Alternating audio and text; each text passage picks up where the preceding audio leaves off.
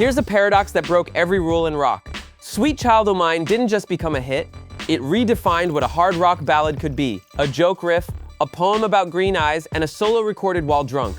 These are 25 weird facts about Guns N' Roses' Sweet Child O' Mine. And the bonus involves a children's toy that changed rock history. Let's dive into the circus. Number 1. The iconic opening riff was never meant to be serious. Slash was doing a finger exercise, playing what he called a circus melody as a joke during rehearsal. The rest of the band suddenly stopped and demanded he play it again. What started as Slash making fun of music theory became one of the most recognizable guitar riffs in rock history. Number 2. Axl Rose wrote the lyrics in 5 minutes. He was sitting at the dining room table thinking about his girlfriend Erin Everly, and the words just poured out. No rewrites, no edits, just pure stream of consciousness that became a love letter millions would sing. The fastest writing session in Guns N' Roses history created their biggest hit. Number 3. The band hated the song at first. They thought it was too soft, too poppy, too different from their dangerous image. Steven Adler later admitted they almost didn't record it because it sounded like a hippie song. The track they nearly threw away became their only #1 single in America. That's rock and roll irony at its finest. Number 4. The guitar solo was recorded completely drunk. Slash was so wasted he doesn't remember recording it. He woke up the next day, listened to the playback, and couldn't believe what he'd done. That legendary solo that Guitar World ranked as one of the greatest ever, created in a blackout state at 4 in the morning. Number 5. The song's structure broke every radio rule. At 5 minutes and 56 seconds, it was considered commercial suicide. Radio stations wanted 3-minute songs. Geffen Records begged them to cut it. The band refused. DJs started fading it out early until fan requests forced them to play the whole thing.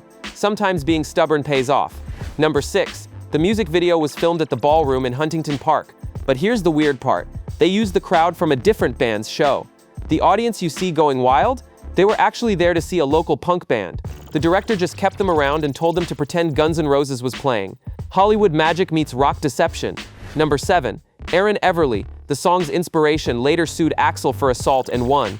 The woman who inspired rock's greatest love song had a restraining order against the man who wrote it. They were married for 28 days in 1990. The Sweet Child became a legal nightmare. That's the darkness behind the poetry. Number 8. The ending was completely improvised. They didn't know how to finish the song, so Axl just started ad-libbing "Where do we go now" in the studio. Producer Mike Klink kept recording. What sounds like a philosophical question was literally the band asking each other how to end the track. Sometimes the best art comes from confusion. Number 9. Slash's guitar tone came from a '59 Les Paul replica. But here's the twist. It wasn't even his guitar. He was borrowing it from his manager Alan Niven. The sound that defined late 80s rock came from borrowed equipment played through a modified Marshall amp that kept breaking down during recording. Rock history made on borrowed time and borrowed gear. Number 10. The song saved Geffen Records from bankruptcy. The label was hemorrhaging money in 1988. They'd invested everything in Appetite for Destruction, which initially flopped. Sweet Child changed everything, pushing the album to 18 million copies sold. One song literally saved an entire record label. David Geffen called it his mortgage payment. Hey, pretty wild so far, right? If you're enjoying this deep dive, go ahead and hit that subscribe button so you don't miss what's coming next. Because in a minute we hit how MTV banned the video, why Metallica hated the song, and the kindergarten teacher who changed everything. Trust me, it only gets more insane from here. Number 11. MTV originally refused to play the video. They said it was too long and too rock for their format. It took a coordinated fan letter campaign and threats from rock journalists to get it on air. Once they finally played it, it stayed in rotation for 6 months straight. The network that made it famous tried to kill it first. Number 12. Metallica's James Hetfield publicly mocked the song. He called it radio-friendly unit shifter music and said it represented everything wrong with rock. Years later, his own band would cover it acoustically. The metal god who hated the song ended up playing it himself. That's what we call eating your words with a side of irony. Number 13. The kindergarten connection is real. Axl's therapist suggested he write from childhood memories. The Sweet Child reference came from his kindergarten teacher calling students that. A therapy session about childhood trauma created a love song that conquered the world. Sometimes healing creates the best art.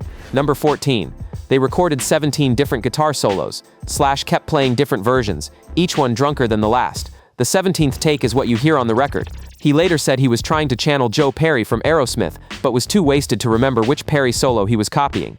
Genius through intoxication and confusion. Number 15. The song was almost removed from Appetite for Destruction. The band thought it didn't fit the album's dangerous vibe. Tom Zutaut from Geffen had to literally beg them to keep it. He said without a radio hit, the album would die. That argument in a Los Angeles office saved one of rock's greatest songs from the trash bin. Number 16. The opening riff is technically in D flat, but Slash tunes his guitar down a half step and plays it in D position. Music theory professors use it as an example of accidental modal interchange. The joke exercise that broke music theory rules became a case study in music schools worldwide. Number 17. Izzy Stradlin wrote the chord progression while house-sitting. He was watching someone's mansion in the Hollywood Hills, got bored, and started strumming. Those chords he found while killing time became the foundation of a $100 million song. Sometimes boredom creates brilliance. Number 18. The original title was just the song. For 6 months during recording, that's all they called it. Axl finally named it after his girlfriend complained the working title was stupid and lazy. An argument about a lazy title created one of rock's most poetic song names. Relationships inspire in unexpected ways. Number 19. The drums were recorded in one take. Steven Adler nailed it perfectly on his first try. But here's the kicker. He was coming down from a 3-day bender and could barely hold the sticks. That perfect drum track that drives the entire song? Created by a drummer who hadn't slept in 72 hours. Number 20. The song caused a high school riot. In May 1989, a New Jersey high school played it at prom. Students started moshing so hard they destroyed the gymnasium floor. 17 students were arrested. The school banned rock music from all future events. One song literally destroyed a prom. But wait, before we hit the bonus fact that involves a toy that changed Slash's entire approach to guitar, make sure you're subscribed with notifications on. We drop new music mysteries every week, and you won't want to miss what we're uncovering next. Number 21. The song's success killed the band's club circuit. Small venues that booked them for $500 suddenly couldn't afford them. In 3 months, their price went from $500 to $50,000. The song that made them superstars also ended their connection to underground rock forever. Success has a price. Number 22. Duff McKagan's bass line was written for a different song entirely. He'd composed it for a punk track that got rejected by his previous band. 3 years later, he recycled it for Sweet Child. That rejected punk bass line became the foundation of a power ballad. One band's trash, another band's treasure. Number 23.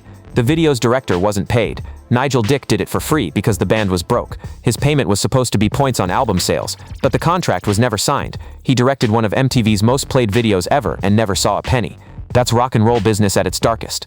Number 24. The song was used in wrestling before becoming a hit. Weeks before radio picked it up, a local Los Angeles wrestler was using it as entrance music. Fans at wrestling matches were requesting it on radio before DJs had even heard it. Professional wrestling broke a rock song. That's a timeline nobody saw coming. Number 25. The final mix was almost destroyed. A studio assistant spilled coffee on the master tape. They had to carefully dry it with hair dryers for 6 hours. One drop of coffee nearly erased rock history. The tape still has a visible coffee stain that engineers call the sweet stain of mine. Bonus fact. Slash learned the main riff using a toy guitar. When he was 15, he found a kid's plastic guitar at a garage sale. It had fishing line for strings. He practiced the finger patterns that would become Sweet Child O' Mine on that toy for months before getting a real guitar. The riff that conquered rock was perfected on a $5 toy. Years later, he bought every toy guitar he could find, looking for that exact one. He never found it. The toy that created rock history vanished like childhood itself. If Sweet Child O' Mine shaped your taste, changed your life, or meant something to you, drop a like and subscribe for more untold stories from music history. Tell us in the comments which fact shocked you most. Thanks for watching, and remember, sometimes the best art comes from circus melodies and borrowed guitars.